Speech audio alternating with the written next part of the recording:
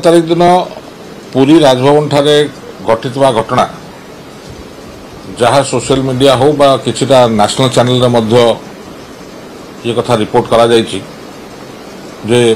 माननीय ओडिशा राज्यपाल जे पुओ अछंती ललित कुमार से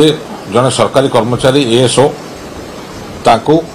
से गालीगुलज करने सह माड़ा मारिया घटना सामना को आसी एवं अत्यंत दुखदायक घटना कि जड़े सरकारी कर्मचारी को राज्य सर्वोच्च पाहर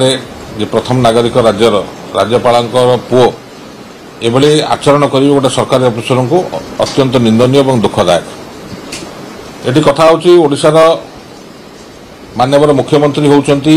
जीओ विभाग मुख्यमंत्री एवं गृह विभाग मंत्री एवं से खुद मुख्यमंत्री निजे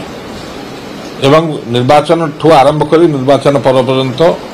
बहुत कथा न्याय कथा कही आछंती साधारण लोक कथा बुझे बोली कही आछंती।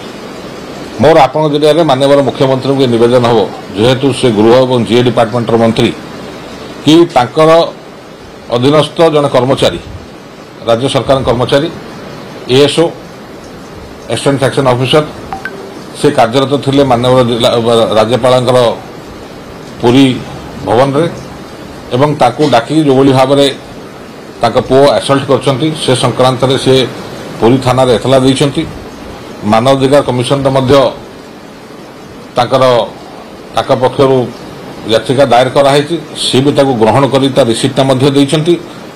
7 तारीख रु आज होगला 13 तारीख ना ये संक्रांत एफआईआर देला पर पुलिस कौन पचरा उचरा करना से संक्रांत जा धारावाहिक कार्यक्रम हवा कथा विधिवत कार्यक्रम हवा कथा पुलिस तरफ से करा जाई नहीं। या पछरे कारण कौन एवं रहस्य कौन जो कथा आप मत आगु पचारे ब्राह्मण पुओ माकड़ मारे दोष ना जदि राज्यपाल सुपुत्र जदि सरकारी कर्मचारी को यह भाव में दुर्व्यवहार करेंगे आक्रमण करेंगे मारधर करेंगे एवं ताकू जदि राज्य सरकार शास्ति दे पारिबो नहीं जो कथा कहूँ ओडिशार जनसाधारण को न्याय दिज्व एटा केदूर शाणित हम और केदूर लोक विश्वास करेंगे सरकारी कर्मचारी सरकार को विश्वास करेंगे एक प्रश्नवाची।